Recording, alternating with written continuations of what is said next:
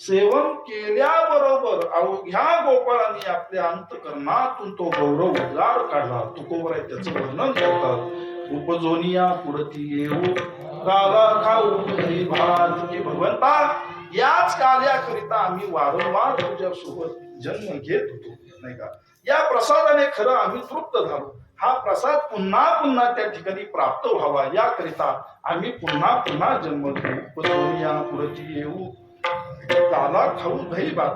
हा काला इतरत्र नाही, वैकुंठी तो ऐसे नाही कवळ काही कार्याचे नाही का. तुझ्या या सहवासामध्ये संगतीमध्ये भगवंता आम्ही निश्चिंत झालो. तुझी हे संगती झाली आमची निश्चिंती.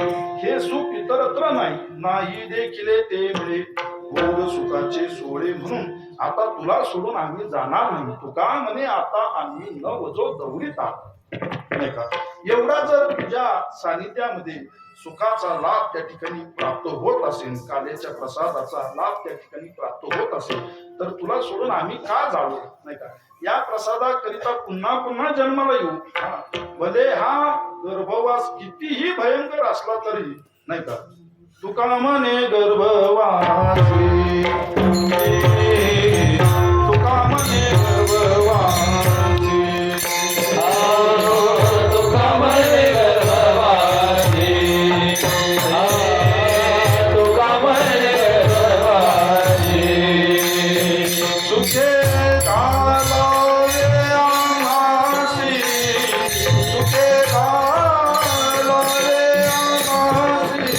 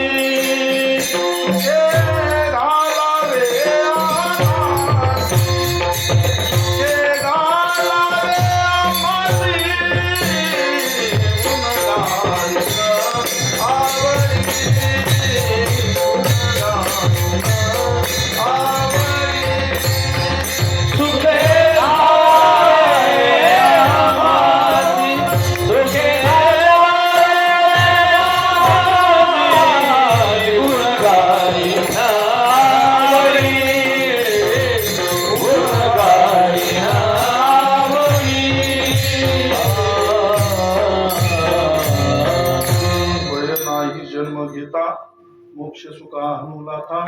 तुका म्हणे सत्ता निकट करू सेवेची. या गर्भवासात वारंवार आम्ही जन्म घेऊ. फक्त त्या प्रसादाकरिता. तो प्रसाद कोणता तर हरिनामाचा खिचडी काला. प्रेमे मोहिला साधने घेईन मी जन्म याचसाठी देवा. तुझी चरण सेवा साधाव्या हरिनाम कीर्तन संतांचे पूजन गारू लोटांगण महाद्वारी नाही का. म्हणून त्या प्रसादाचे अधिकारी ठरले ते गोपाळ ठरले. कारण का एवढा त्यांचा छंद देवा काय सेवा भक्ती ते भगवंतानी अवघ्या गोपाळांना तो प्रसाद भरवला. सगळेजण एकमेकांना तो प्रसाद आनंदाने भरू लागलेले आहेत नाही का. एकमेका देवमुखी सुखे घाला बरी. एकमेकांना तो कार्याचा प्रसाद देऊ करत आहे आणि भगवंता भोवती फेर धरून नाचत आहे. प्राप्त झालेला आनंद तो त्या ठिकाणी साजरा करीत आहे. ही सर्व क्रीडा त्या ठिकाणी देवादिक पाहू लागलेले आहे नाही का. कार्याची आसे नाही का. या कार्याची अवघी लीला पाहून देवादिकांना देखील वाटलं की आपणही त्या ठिकाणी जावं नाही का. आजीव सामरावती काला पाहावया येती. देव विसरती देहभाव आपुला. आपला देहभाव विसरून तो कार्याचा प्रसंग त्या ठिकाणी देवादिक पाहू लागलेला आहे. त्यांच्याही अंतकरणामध्ये इच्छा निर्माण झाली नाही का की आपणही काल्याचा प्रसाद त्या ठिकाणी प्राप्त करावा. अरे पण सप्ताह होऊन सांगतेची वेळ झाली, नाही का? तू काल्याच्या कीर्तनाच्या शेवट आलाय, सप्ताह प्रारंभाला नाही, काकड्याला नाही, हरिपाठाला नाही, भजनाला नाही, कथेला नाही, कीर्तनाला नाही, नाही का? हा? आणि डायरेक्ट काल्याला आला कसा प्राप्त होईल, नाही का?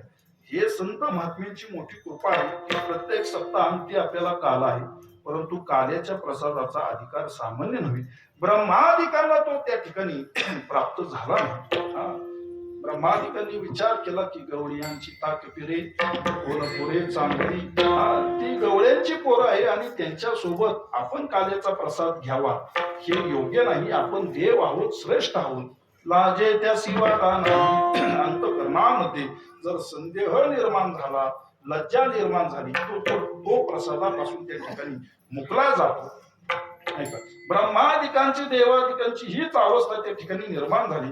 अंतकरणामध्ये लज्जेचा भाव निर्माण झाला, अहंपणा त्या ठिकाणी जागृत झाला की आपण देव आहोत आणि गोपाळांच्या समवेत त्या ठिकाणी काला आपण घेऊ शकत नाही. परंतु गोपाळांनी तो काला सेवन केल्यानंतर पाणी पिण्याकरिता यमुनेवर येतील आणि गोपाळांच्या हाताच्या बोटाच्या नखाच्या सांधीमध्ये जो काल्याचा अंश आहे तो पाण्यामध्ये पडेल आणि मत्स्य रूपाने तो आपण सेवन करू, ह्या आशाला मोठं म्हणावं, नाही का?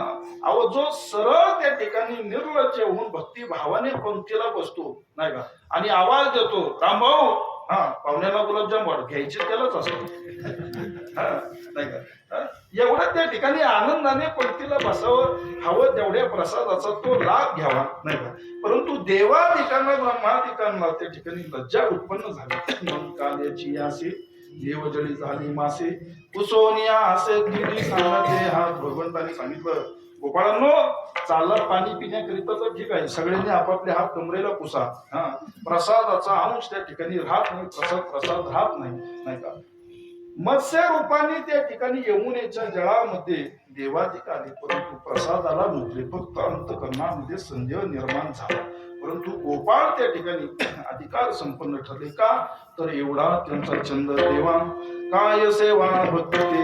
आपण भाग्यवान आहोत की प्रत्येक सप्ताहांती आपल्याला काल्याचा प्रसाद आहे. गोपाळ धन्य झाले भगवंताच्या सानिध्यामध्ये प्रसादाने तृप्त हो. आपण भाग्यवान ठरत आहोत की संत महात्म्यांच्या कृपेने त्या ठिकाणी आपल्याला प्रसाद प्राप्त होत आहे. म्हणून मोठ्या आनंदाने संत महात्म्यांचं भजन करा. ज्ञानेश्वर